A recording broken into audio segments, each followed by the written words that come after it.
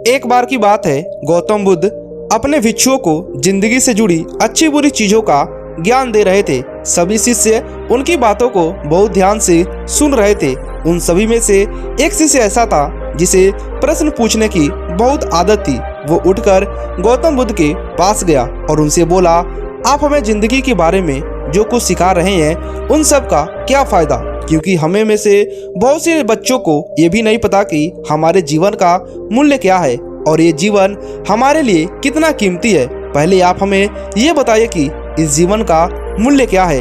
अपने शिष्य की बात सुनकर गौतम बुद्ध अपने कक्ष में चले गए और एक चमकता हुआ पत्थर का टुकड़ा लेकर आए।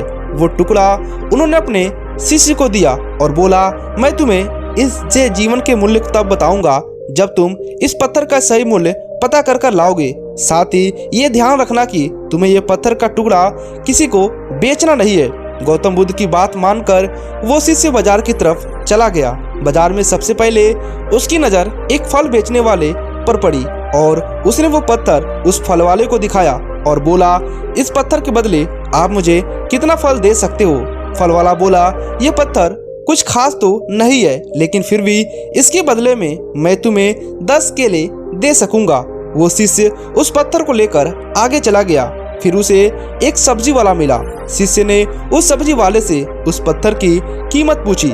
सब्जी वाले ने उस पत्थर को ध्यान से देखा और बोला, इस पत्थर की कीमती के बदले में मैं तुम्हें ज़्यादा से ज़्यादा कुछ एक बोरी भर सब्जियां दे सकता हूँ। इसके बाद वह शिष्य उस पत्थर को लेकर एक सोने के व्यापारी के पास गया। उस पत्थर के टुकड़े की चमक देखते ही उस सुनार ने उसकी कीमत 100 सोने के सिक्के लगाए। शिष्य ने वो टुकड़ा बेचने से मना किया तो वो सुनार उसके बदले में 200 सोने के सिक्के देने को भी राजी हो गया, लेकिन शिष्य ने वो पत्थर नहीं बेचा। इसके बाद वो शिष्य एक हीरो के व्यापारी के पास गया और उनके सामने उसने वो पत्थर का टुकड़ा रख दिया। उस पत्थर को देखते ही हीरो के व्यापारी ने एक साफ कपड़ा बिछाया और उस पत्थर को उसके ऊपर रख दिया। फिर उसकी परिक्रमा की और हाथ जोड़कर उस पत्थर को कपड़े में लपेटते हुए बोला, तुम जिसे मामूली पत्थर समझ रहे हो उसकी कीमत पूछ रहे हो, असल में ये एक बेशकीमती रूबी है। ऐसा रूबी हर किसी को नहीं मिलता।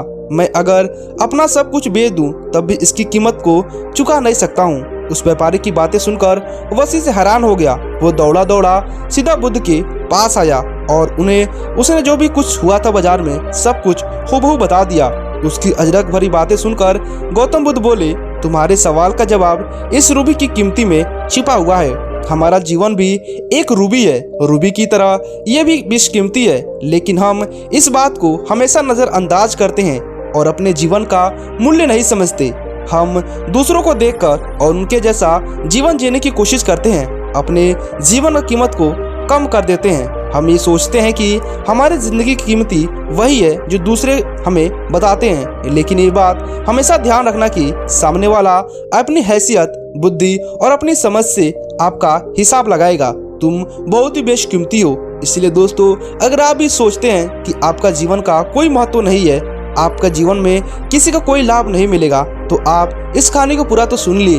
आप एक बार इस कहानी पर ध्यान दीजिए कि गौतम बुद्ध इस छोटे से कहानी के माध्यम से हमें क्या सिखा रहे हैं। अपने जीवन को समझिए और अपना मूल्य खुद समझिए, क्योंकि जो हीरा के व्यापारी है वो इस पत्थर को तराशना जानता था, उसके बारे में जानता था कि ये क्या चीज़ है, लेकिन जो आपके हुनर को, आपके अंदर छिपे उस राज को नहीं समझ पाता, वो आपकी कीमत क्या लगा पाएगा। आपकी कीमत वही लगा पाएगा जो आपके बारे में जानता है, आपके गुणों को आंकना जानता है। इसलिए दोस्तों, अपने आप को एक सुदृढ़ व्यक्ति बनाएं, अपने अंदर कई सारे गुणों को भरें ताकि आपकी भी कीमत बहुत ही बेशकीमती लग सके। बाकी आपको ये वीडियो कैसा लगा हमें नीचे कमेंट कर बताइएगा।